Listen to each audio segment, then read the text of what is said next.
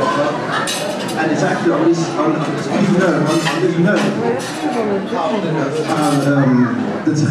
How the tcheles of the tzitzis is terminal yam, and the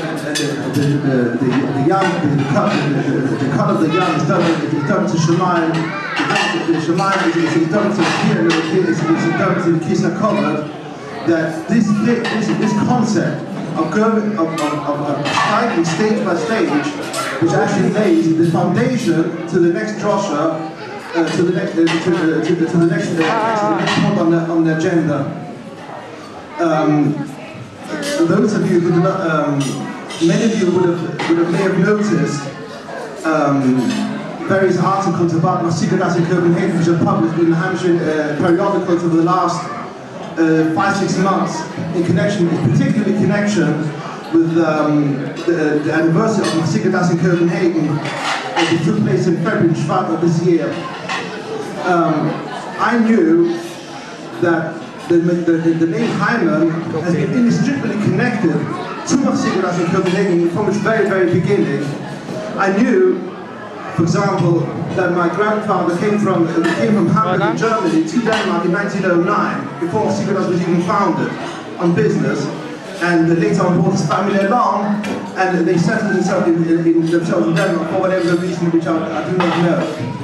When invitations went out to participate in the 100th anniversary in Copenhagen, I thought to myself that I knew very, very little about the background and the impact that particular grandpa had made on Masikadas over many, many years, because I knew that he'd been there, as I mentioned, from 1909, from the very beginning, but I also knew that he'd been the secretary of Masikadas, and invariably would have been heavily involved in the day-to-day running of the show.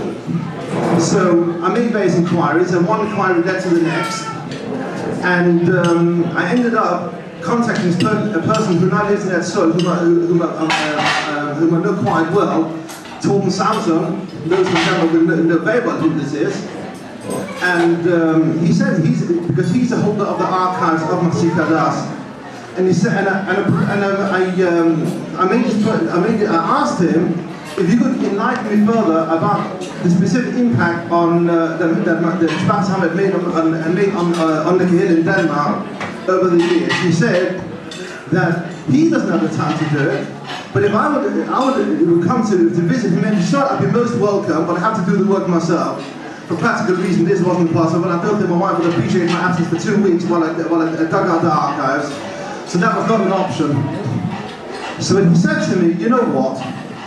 Your grandfather wrote the historical overview of Masikadas at the 5th anniversary, and what I'll do is I'll send you a copy, and you can make a presentation of that. And that must be the worst kept secret in the family in due time, because everybody's known that I've been doing this project. Bear me one moment.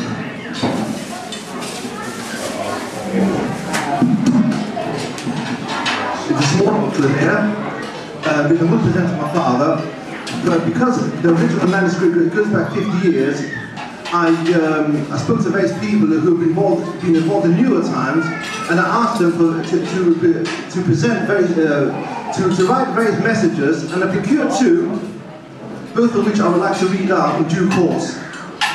The first one comes from Mishpachas Winkler.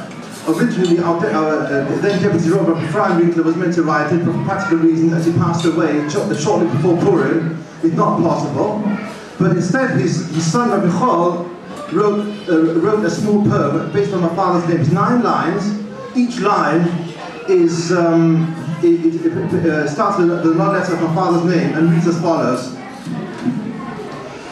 Ma yofi pa'amecha, uma no hilchosecha, orech chaim derech anova be'emes, v'izhalach b'soy metzadik, asher bonecha achro. Rabbi Nachum Reuven ben Rabbi Shlomo Hechover, Och yom yitzhak b'yamina, mefeuer u'meröm es Kehillas Masikadas, beroches Yechoyle al Rosha, ad netzach yira oil bevod l'tzion goel b'pei Romenu. I looked through the manuscript, and I was told before I even received it, you should know that the grandfather, in his immaculate style, would not put his name to anything, no matter how heavily involved he'd been with it. And he'd always pass the credit on to other people. But even though this may have been factually correct, there were two things which could only come from him, which stuck out. And the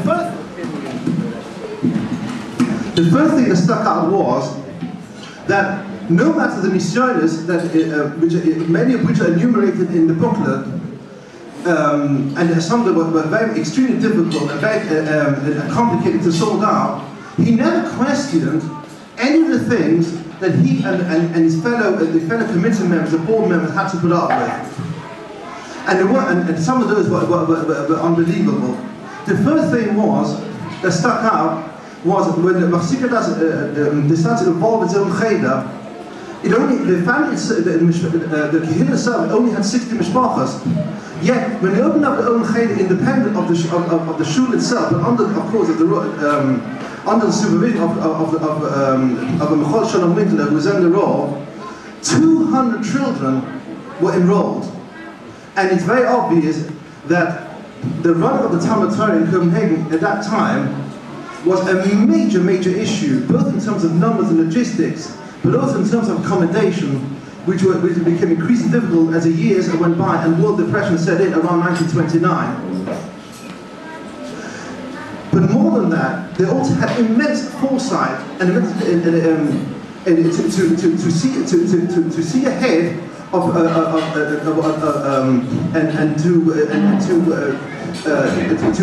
plan themselves properly. When the Danish Juden had to escape from Denmark to Sweden because of the Nazis in Marshallman wanted to deport them all to the concentration camps, and they had to leave in a major hurry, the Askonim had the foresight to pay the rent for the shul in advance. I do not know for how long, but obviously long enough that when they came back, the shul had been looked after, it was well kept, and the caretaker and his wife were still there, and they were able to restart the shul as soon as they came back, which they did in some style. Because as soon as possible, they restarted the Talmud Torah, the Cheder. They went on right away to open up its own kindergarten to the highest possible standards at the time. It opened up its own youth group, and under Dr. Steinhaus, they opened up a yeshiva in 1950, which flourished for nearly 15 years after that. And it was arguably this that so many people, well over 100, went back to Copenhagen to celebrate back in February. The second thing that stuck out in this manuscript was the importance of passing on the legacy and the traditions and the responsibility to the next generation when the time was right. And given the high standard they had set themselves and what was expected of them, the most important thing for the old generation was to make sure that the next generation was ready to go as soon as the old generation stepped out. The next ones were ready to take over.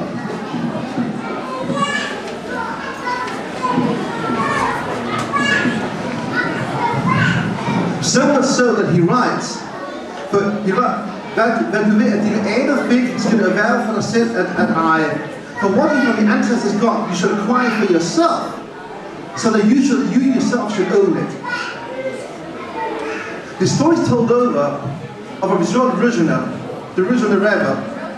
When his third daughter got engaged to a David Halperin, the Chossen's father, Yaakov Yosef, got up to speak and started singing the praises of the Yichus of the Chossen.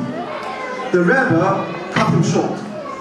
And he said to him, by us in Ruzhin, we have a minhag not to sing the praises of our ancestors, but for the ancestors to sing the praises of their descendants. Mama's the other way around. And he goes on to explain as follows. When my great-grandfather, he says, the Medrash of Magid, when his son, the famous Malach, got engaged, it was my great-grandfather, the Medrash of Magid, who sang the praise of his son. When my grandfather got married, my grandfather, the Malach, sung the praises of my father, he said. And the reason was because they were so sure that the children were ready to continue the holy work of the ancestors. So how does that fit in over here? The answer lies in the second message, which I procured, and he brings out a passage from Tehillim. Yichus Avos, so Tachas Avasecha Yihiyu Banecha. So senior fathers will be your sons. Tehillim Mem Hey. The Yichus Avos should be replaced by Yichus Bonim. And through that, you know that. You know that the work is the others have put in the curses for the next generation to stand up to the plate, and it's based on that I want to read out the second message that comes with this booklet. The Oysa Karsa Toy, with Hilas Machsika das Copenhagen, Denmark, alle Israel Atache Tiber bei Munna, Betamimus, Betanias, Bemessias Nefesh, Übertäub Leib, Bein Beklau, Bein Beprat, der Teufelsek Hilas Bejois Mechatzi Yovel. Also, on the Karim Haish HaChoshecha Hu Ogemoiri, Hechover, Rab Menachem Uwe, Ben Hechover, Rab Shlomo, Lekol Inyone Kodesh. Me'ez Harav Jakob Steinhaus, Me'ez Harav Yisuf Löwenthal, Leopoldem Machsika das Copenhagen.